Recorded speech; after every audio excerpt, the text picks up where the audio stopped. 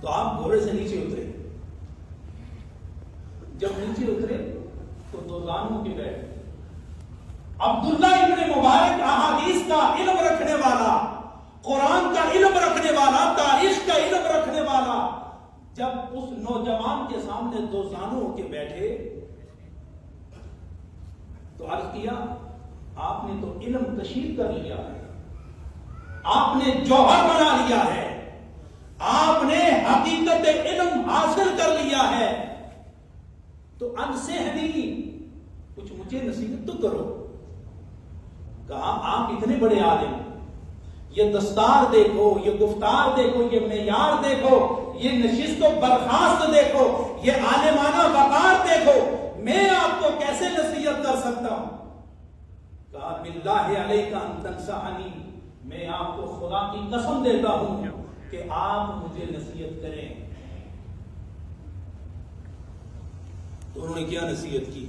یہ آج کی محفل کا نچوڑ ہے، یہ آج کی محفل کی جان ہے اور مستقبل کا وہ نصاب ہے کہ اگر ان جملوں پر عمل ہو گیا تو پھر قیامت تک کسی سے پوچھنے کی ضرورت نہیں. یہ جملہ آخرت میں تاج قبولیت کا بھی ادا کر سکتا ہے، مقبولیت کا بھی ادا کر سکتا ہے.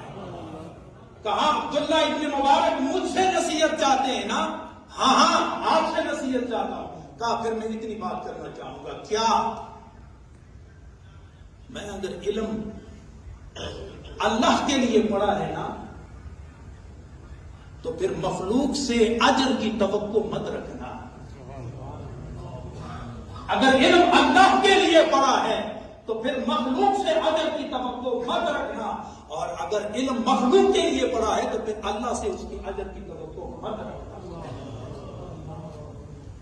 آج ہماری زندگی ہمارے سامنے ہے، آج اولاد ہمارے سامنے ہے، آج گھر کا نظام ہمارے سامنے ہے، اور یہ نشست و برخاست ہمارے سامنے ہے. اس کے دو ہی صورتیں ہو سکتی ہیں، یا یہ خدا کے لیے ہو سکتا ہے یا مخلوق خدا کے لیے. اگر یہ خدا کے لیے ہے تو پھر مخلوق سے اس کے اجر کی توقع مت رکھنا، اور اگر یہ مخلوق کے لیے ہے نا تو پھر خالق کائنات سے اس کے اجر کی توقع مت رکھنا. حضرات گرامی، اپنے زندگی کے نشست و برخاست کو، اٹھنے اور بیٹھنے کو خالصتاً اللہ کی رضا کے لیے کر لو. اسی لیے میرے رب نے ارشاد فرمایا وَرِضْوَانٌ مِّنَ اللَّهِ اکبر، خدا کی رضا جسے حاصل ہو جائے وہ خدا وحدہ لا شریک، جس سے بڑا کوئی نہیں، اگر اس کی رضا حاصل ہو جائے، غم میں، خوشی میں، تکلیف میں، آسائش میں، سردا میں، دردا میں، سفر میں، حضر میں، غموں میں، خوشیوں میں، اور جہاں جہاں تم جاتے ہو خدا کی رضا حاصل ہو گئی تو پھر کل قیامت کے دن تمہارے سر پر رضائے الہی کا تاج سجایا جائے گا. یہ حضرات گرامی